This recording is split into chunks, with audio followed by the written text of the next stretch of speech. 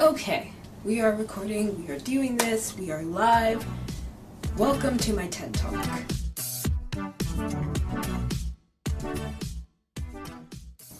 It is Black History Month, and as every Black History Month, we always hear the same narratives of Martin Luther King, who was great and amazing, Rosa Parks, also great and amazing, Malcolm X, Sojourner Truth, Harriet Tubman. These are basically narratives that we recycled and reused over and over again, and we pay homage to the same, like, 3 or 4 or 5 Black people who've done great, amazing things in history for the advancement of people of color. And that's great! But have you ever wondered, like, are there more people? Like, is there more out there? Were these the only 5 people who've done anything for Black people ever? In civil rights ever?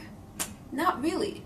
Like, did you know about people other than Rosa Parks who were involved in the Montgomery bus movement?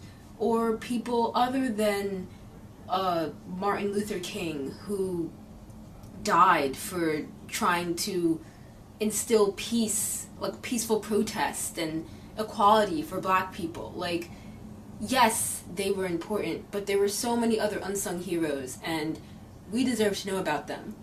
So, this video series is basically going to be, well, for now, it's called Breaking the Mold being old white men, and basically just kind of appreciating that there are more people out there than the 5 or 6 that our history classes are obligated to tell us. Like, how many history classes have you been in where you talk about the American Revolution for like 3 months, and then it's like, okay, then slavery, and then the end? Like, no, there's more to it than that. Since I am a video production major and I'm studying film and television, I decided to start with people who contributed to American film and television that you might not have heard about. And we're gonna focus on our Black folk. Like, we all know the stereotype of the mammy, the pickaninny, the Sambo, those disgusting caricatures you all see in Birth of a Nation. Well, there are Black actors who portrayed those roles, and that's ways of, like, opening up, like, positions in the industry for them. However, there were Black people who did more positive roles that you barely hear about, and that weren't even credited in the credits of the films. But in this particular video for today, we are going to start with a Black filmmaker who not many people have heard about, but they should. He was basically the Spielberg of Black people in the early 20th century. And his name is really, really cool. His name is Oscar Micheux. Micheux. It's French sounding, so Micheux, I think. It ends with an X. It's pretty cool. It's pretty boss. So Oscar Micheux, he was born in Metropolis, not the place where Superman's from, but it's in Indiana somewhere. And he was basically the grandfather of, like, making, like, good film about Black people. Like, let's start there. And he actually did a response to that film, and it's called Within Our Gates. And I feel like that should be shown because it shows the views, like, how Black people are treated in America. And it does touch on colorism, I feel like, because I know in the film, the more, like, intelligent Black people were light-skinned. Mixed race people were shown as, like, kind of devious. And, of course, us dark-skinned folk, what are we? We're the poor, disenfranchised Black people. I think, though, it was more of his purpose of showing that this is how America divides us, like, by skin tone, not just by race. Like, by race we're already systematically inferior, but there's also colorism, and that also plays a role in how we're treated.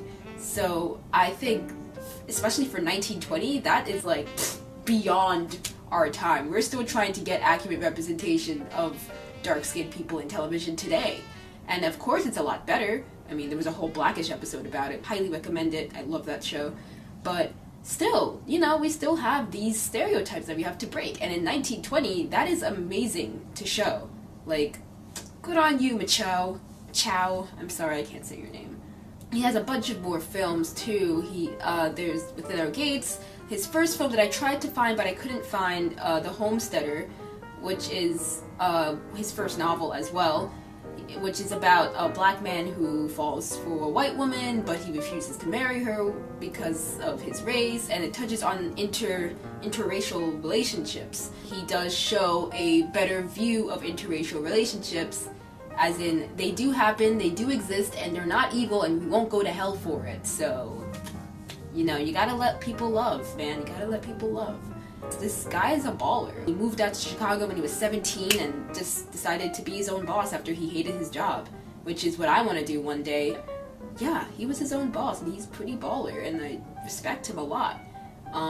So in terms of recognition and legacy, he has a star on the Hollywood Walk of Fame, which is already an accomplishment in itself, but he didn't get that until, I don't even know how many years after his death. When did he die? 1951, and he didn't get his star until 1987. So you do the math. He also has an award named after him as well, which is, I mean, obviously, he paved the way for black filmmakers. It's pretty, like, of course, why wouldn't you get an award? So all in all, Oscar Micheux is someone who you probably have never heard about, probably someone you should look into, and definitely watch his films, because it's really nice watching silent black film on a Saturday morning. Oh, I forgot to mention, he had his own film company. Yes, the Lincoln Motion Film Company. It was all black, it was pretty great, and that inspires me as well one day. That's the dream. That's the dream. It's the meme. But, yeah. So, hope you enjoyed this first video. Subscribe if you want to, because I'm going to be doing more of these. A lot more people of color to study, and a lot of more just unsung heroes. So, thanks for watching. Peace out.